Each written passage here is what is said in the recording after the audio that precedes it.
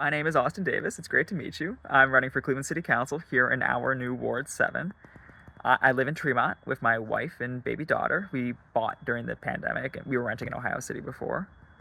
Was born in Cleveland originally, grew up almost entirely in the suburbs, went to Ignatius, here in the ward for high school. My family is all blue collar, middle class.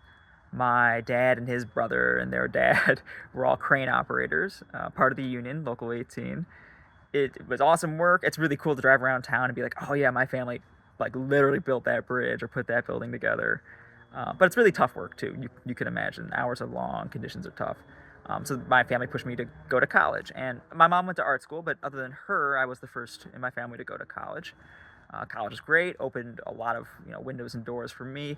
At 20 years old, though, I was in a bad train accident and lost both my legs above the knee. So I wouldn't recommend it. Bad times. I use these prosthetics to get around. They're kind of awesome metal legs now. If you see a guy on the near west side, 2 robot legs, it's probably me. I'm a lawyer. I used to work at a big law firm downtown, and then 3 years ago and some change, I went over to Cleveland City Hall under the then new mayor, Justin Bibb, and worked as a lawyer and advisor on big legislative projects. And now I'm running for city council. Hey!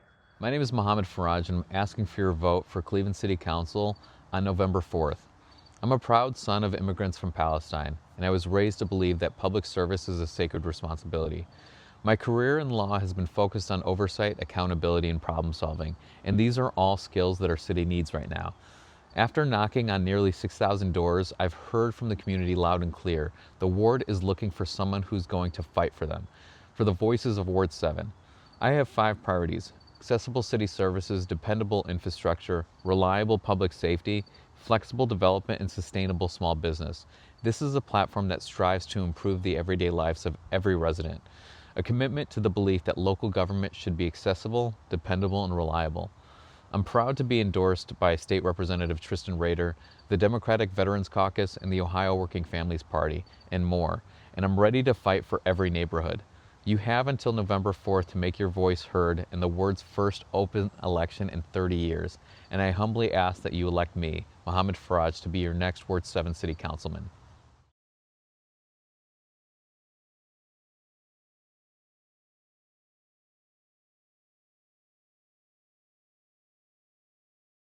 Pedestrian well-being is part of my reliable public safety priority, as the ability to roam your block freely without being struck by a speeding car is an achievement that benefits us all.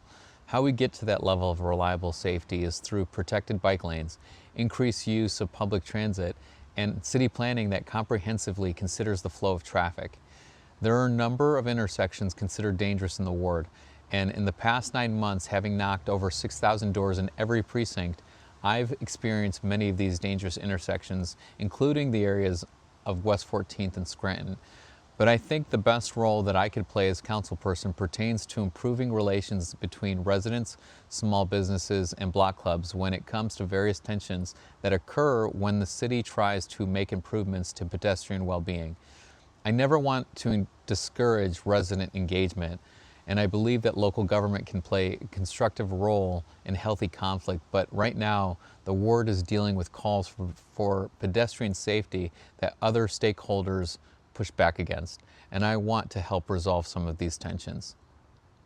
I think this is the question for the near west side going forward, because so much of why we live here is our incredible walkability, is our ability to get around our neighborhoods without having to drive to everything.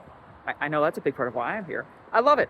I plan to walk to 11 right after this, grab a little snack. I am running on a street safety platform, on a walkability platform, because I believe that everybody, 8 weeks old to 80 years old, whether you're walking or biking, in a stroller, in a wheelchair, deserves to feel safe crossing our residential streets. Everybody. And that means more infrastructure to keep us safe, because things have been getting a little worse, not better lately. There were 603 crashes against pedestrians and bike users last year, and that's up from 550 the year prior, and that's disproportionately happening here in the near west side. So I'm going to see more speed tables, more roundabouts, more curb extensions, more raised crosswalks across the city, and particularly here in Tremont, Ohio City, and Detroit Shoreway. Here on Scranton in particular, and same goes for 14th Street, it's just a straight stretch. There's nothing stopping folks. This is a perfect opportunity for a few speed tables to help keep us all safer, because I got to go across the street after this, and I don't feel particularly confident in those, painted white lines that's slowing down any particular car. Wish me luck.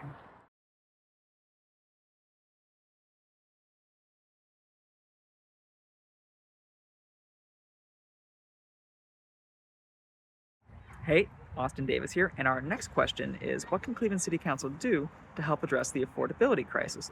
And it is a national crisis. I mean, groceries or childcare or housing, everything I spend all my money on is getting more and more expensive year after year. Cleveland City Council has the tools to help address the housing crisis or bend some of the needle in that way. And fundamentally, I'll share, the Near West Side is awfully expensive. It's too expensive, but I believe that everybody has space here in my community. There's room for everybody, regardless of income level or background or family status. I believe in all the above housing options. Yes to affordable, yes to market rate, yes to public housing.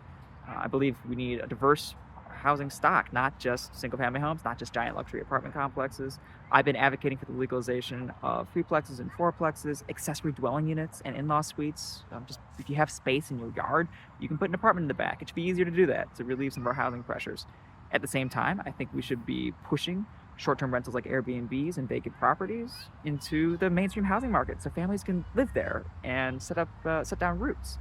And I think we should be in building new affordable housing on city land, because the city owns 18,000 parcels of land across the city. Let's put some housing that folks can afford there. At the same time, I believe in strong tenant protections, because the federal government is abandoning its commitment to fair housing, and the city is going to have to step up accordingly. So all the above. Cities like Cleveland are ones most impacted by our hostile state and federal governments. Affordable housing, first-time home ownership, public transit, effective workforce development are all areas where council must pass legislation. But I also believe that city council should play a role in identifying and advocating for revenue streams that the city needs in order to provide more comprehensive services. First, I intend to lead coordinated efforts in Cleveland City Council to better advocate at the state level. There are revenue that we as a city don't have access to because of Ohio's hostile state legislature. One example is the over $20 million, or 35% of Ohio's marijuana sales since recreational sales began, that cities that host dispensaries are supposed to receive. It is time that we get our money that was approved by the citizens. And last, it's time we start talking about how our city of nonprofits is failing to meet our residents' needs. Records indicate that our approximately 511 community foundations in the city of Cleveland, with an estimated $25 billion, yes, that's billion with a B, in total assets. For context, that's 30 times larger than the city of Cleveland's current general fund budget. Many of these organizations are on the front line of providing services, and it's important that these community assets translate into improving our everyday lives.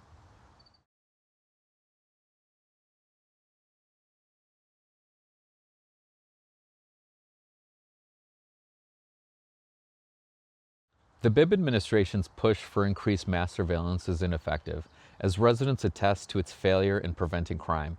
I'm concerned that prioritizing surveillance detracts from funding a Constitution-compliant police force capable of comprehensive patrolling, especially given the potential for government's misuse of mass surveillance technology. Ward 7 demands more preventative-based patrolling, but police lack staff and everyday equipment. Mayor Bibb's administration has struggled with hiring and retention, leading to over $20 million annually in police overtime. This accounts for 13% of the Division of Police budget, which is already over 50% of the city's total general operating budget. This unsustainable solution burdens both officers and residents.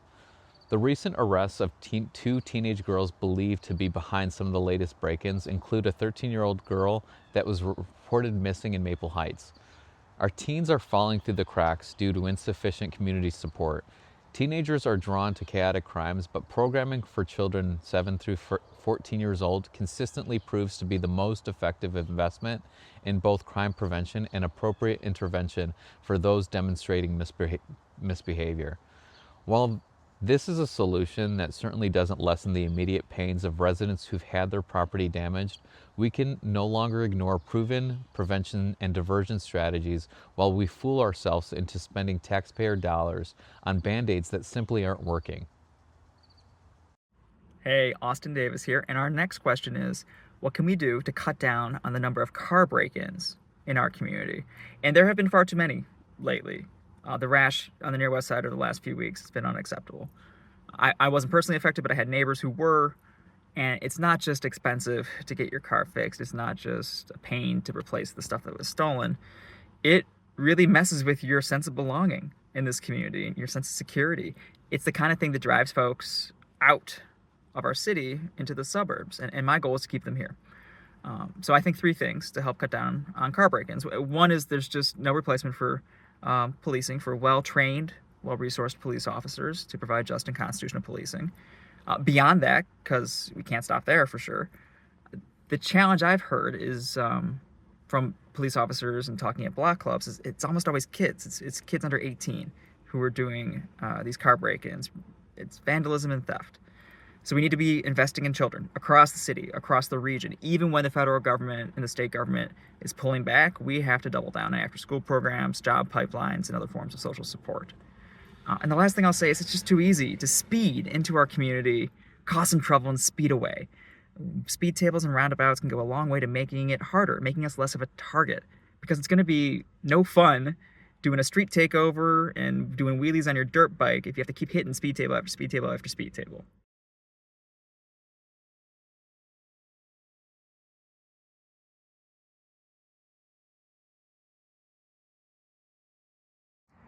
From my perspective, we've covered two of the big ones in my mind. I believe in safer streets. I believe in walkable neighborhoods. I believe we need more infrastructure to ensure the near west side can stay safe and walkable. And that means more speed tables, more roundabouts, more curb extensions, more raised crosswalks, so that no matter how you're getting around our neighborhoods, walking, biking, using transit, in a stroller or a wheelchair, it's safe for you.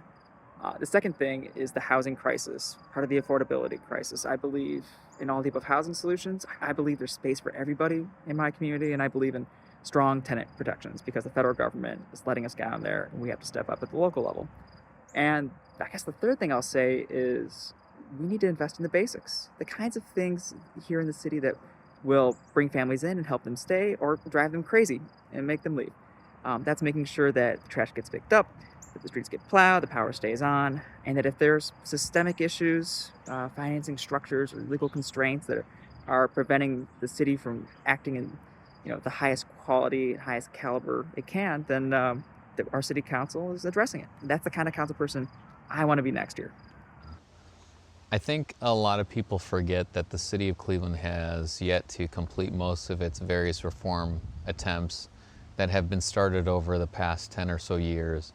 For example, we are nearly 10 years into a consent decree regarding our city's history with excessive force and unconstitutional search and seizure, and yet there's been minimal progress.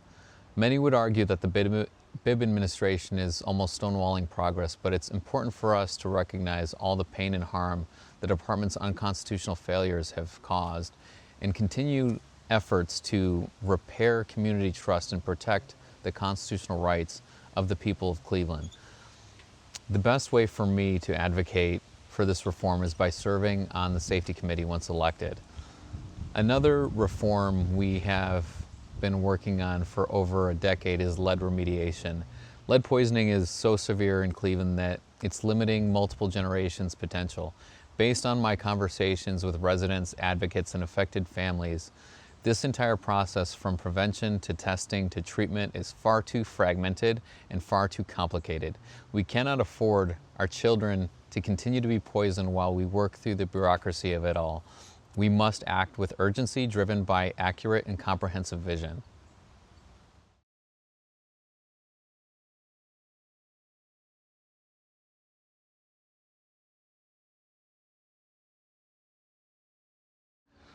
Wake up around sunrise, spend some time at my gym, which is the Planet Fitness on Lorraine. Head back and feed my cat Anter. Walk to Frank's on 65th for breakfast, my usual 2x4 special. Then hop on the Rapid at Eco Village, get off at West 25th, get a quick beard trim at the All-State College, and then shop at the Westside Market. Then head to the Judith and get some lunch with my neighbors, grab my favorite Lebanon tartine, and then grab the 22 all the way to West 9th, spend some time walking the Cuyahoga River and watching the boats, grab the Metro Parks water taxi back to the west bank of the flats, Then walk up to Lakeview and learn some TikTok dances with some of the kids that make fun of me for being really uncoordinated. And then maybe head to Tremont for some takeout at Corner 11 with a side of my favorite spicy wings. Enjoy my poke bowl in Lincoln Park while chatting with some neighbors as they walk by. And then take a long stroll over the Abbey Road Bridge to the West 25th Rapid Stop and head back to Eco Village. I think that would be a really ideal day in Ward 7. Folks, Austin Davis here, and this is our last question together. So, what does a perfect day in Ward 7 look like? And I'll tell you two answers. One, eat and drink your way through our incredible community. I would start with Martha's on the Fly, get a breakfast sandwich to go. I like the Pearl, or maybe Nate's Deli, do it early lunch. I like a falafel wrap and a side of baba ganoush, and take it to Whiskey Island and enjoy the water and the sun, watch the ships come in, take a nice little walk around the Coast Guard station. It's a blast. I'd spend the afternoon hanging out at High and Dry, do a little duck pin bowling, or maybe go hang out with some adorable cats at our community-only cat cafe at Affogato, great name. Or just catch up with a friend, get a cup of coffee, go to Duck Rabbit or Lecco, and see what's new in your friends' lives. Beautiful. I'd end the evening with maybe a Aperol cocktail from Patron Saint, then head on over to Amba for one of the best meals of my life. And if the spirit's still strong, maybe end up at Porco for a tiki drink after all that, because Porco is one of my favorite places on the planet. But I'll say the alternative is, my wife and I have a baby, and we're raising our family in this community. This is where we live, and we love living here. To spend a whole day just walking around our neighborhood by ourselves is already the perfect day in Ward 7. And we'll probably still try to end up at Porco afterwards after all that, but we're just grateful to live here.